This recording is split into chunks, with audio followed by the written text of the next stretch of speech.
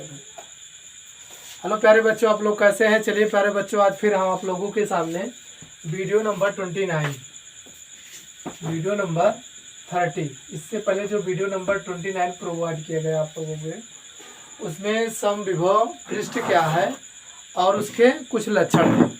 तो आज का जो वीडियो आपको 30 वीडियो नंबर प्रोवाइड किया जाएगा वो आपका क्या है कि स्थिर वैद्युत स्थिति ऊर्जा, स्थिर वैद्युत स्थितिज ऊर्जा इलेक्ट्रोस्टैटिक्स पोटेंशियल एनर्जी के बारे में हम आज पढ़ाएंगे।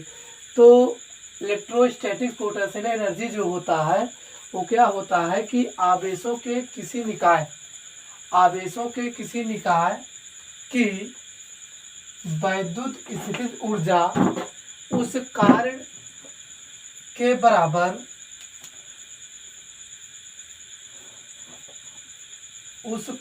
बराबर होती है जो उन आवेशों को अनंत से परस्पर समीप लाकर निकाय की रचना करने में करना पड़ता है। सपोज करिए कि आपका कोई बिंदु, आपका यहाँ ए बिंदु है, तो यहाँ पे आपका क्या है बी बिंदु है, यहाँ क्या है बी बिंदु है।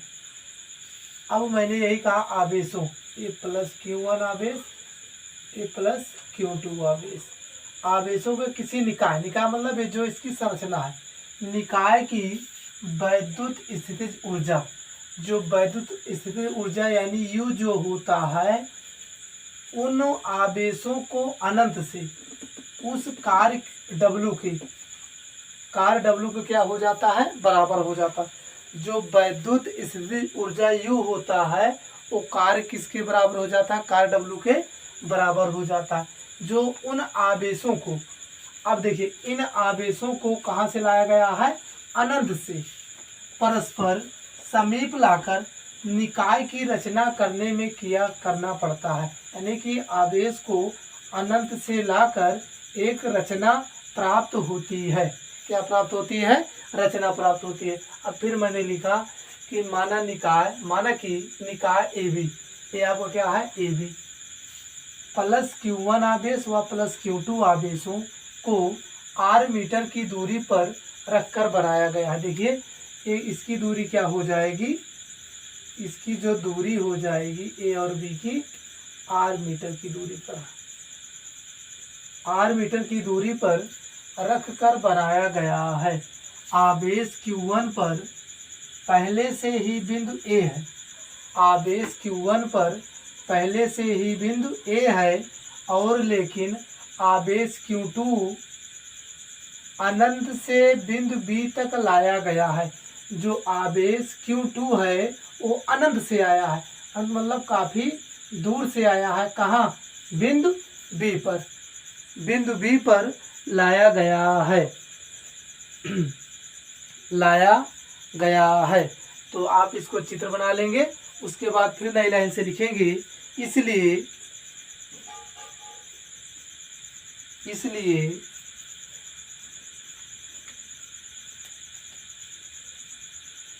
प्लस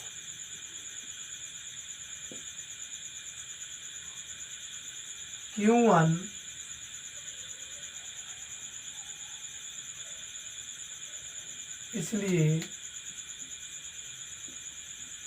प्लस Q1 आवेश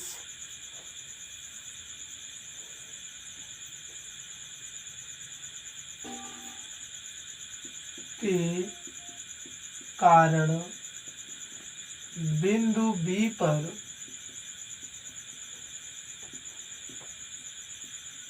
वैद्युत विभव V इक्वल 1/4πε0 Q1/R। देखिए आवेश Q1 के कारण बिंदु B पर वैद्युत विभव Q1 के कारण निकाला जा रहा है, तो Q1 क्या हो जाएगा R। Q2 के कारण निकाला जाता तो Q2 क्या हो जाता, R हो जाता। तो Q1 आवेश के कारण बिंदु B पर वैद्युत विभव V इक्वल 1/4πε0 Q1 क्या हो जाएगा आर हो जाएगा। समीकरण नंबर क्या बन जाएगा आपका 1 बन जाएगा। उसके बाद फिर लिखेंगे आप लोग कि देखिए वैद्युत विभव की जो परिभाषा पढ़ाई गई थी आप लोगों को, वैद्युत विभव की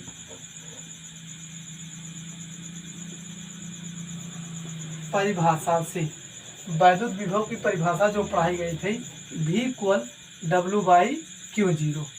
W क्या था आपका Q0 था कि एकांक परीक्षण आवेश पर लगने वाले कार्य को, एकांक परीक्षण आवेश पर लगने वाले कार्य को वैद्युत विभव कहते हैं, या कि एकांक परीक्षण आवेश को अनंत से लाने में जो कार्य किया जाता है वही क्या कहलाता है, वैद्युत विभव कहलाता है, यानी V इक्वल W/Q। तो वही मैंने लिखा कि वैद्युत विभव की परिभाषा से आवेश Q2 को प्लस Q2, आवेश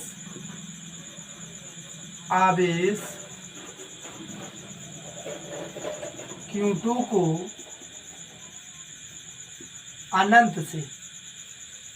अनंत से बिंदु B तक लाने में किया गया कार्य। अब कार्य W बराबर हो जाएगा। मैं अभी आपको बताया कि जो वहाँ पे आप लोगों को पढ़ा गया था वैद्युत विभव की परिभाषा, ये आपका क्या था कि क्यों आवेश था Q0, इसको अनंत से बिंदु वैद्युत क्षेत्र में E तक लाने में किया गया कार्य जो B था, वैद्युत विभव V इक्वल W/ क्या था Q0। लेकिन यहाँ क्या है Q0 नहीं है, यहाँ क्या है आपका Q2 है।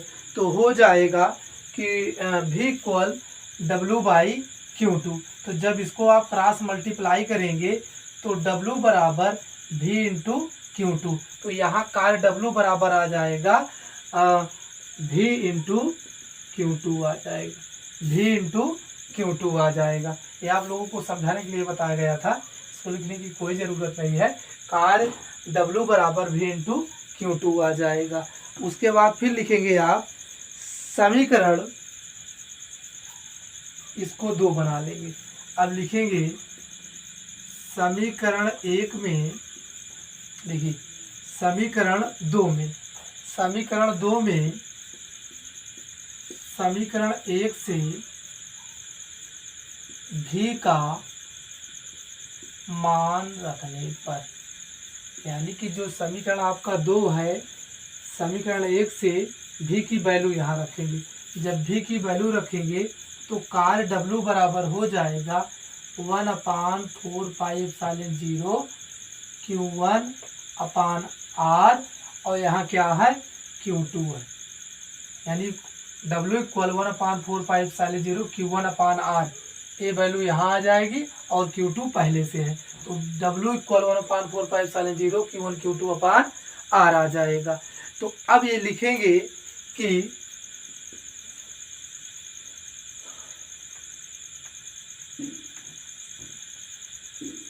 यह कार्य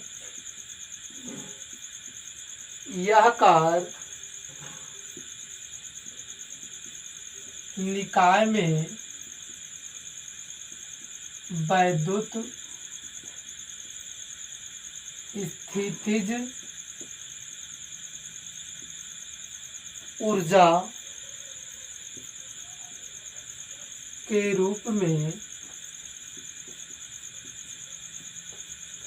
संचित होती है। क्या होती है? संचित होती है, यानी कि जो कार्य W है अब किसके रूप में निकल जाएगा? वैद्युत स्थितिज ऊर्जा के रूप में हो जाएगा। तो अब वैद्युत स्थितिज ऊर्जा U बराबर हो जाएगा 1/4πε0 Q1 Q2/R, Q1 Q2/R हो जाएगा। जो आपका कार्य W था वो वैद्युत स्थितिज ऊर्जा के रूप में संचित हो गया।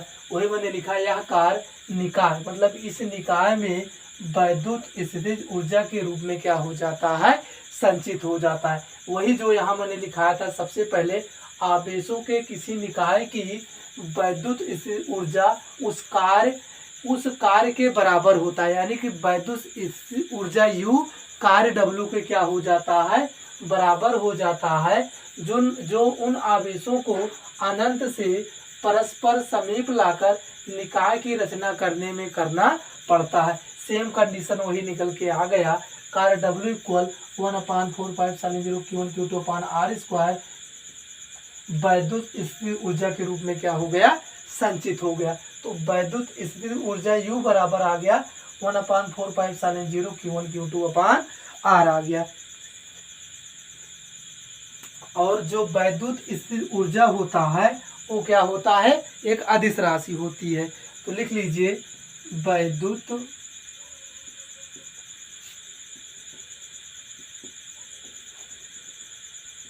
स्थितिज ऊर्जा एक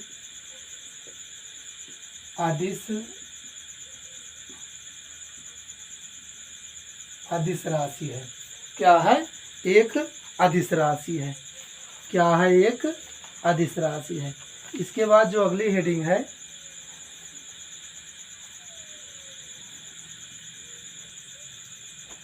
तो प्यारे बच्चों आपको यही स्टॉप करा दिया जाएगा पढ़ा के। इसके बाद अगली वीडियो आप लोगों को अगेन प्रोवाइड किया जाएगा। तो आप लोग चैनल को सब्सक्राइब कर लीजिए, लाइक कर दीजिए, शेयर कर दीजिए, ताकि ये चैनल ग्रो कर सके। अब ग्रो करेगा तभी आप लोग तरक्की कर पाएंगे। तो थैंक यू, धन्यवाद।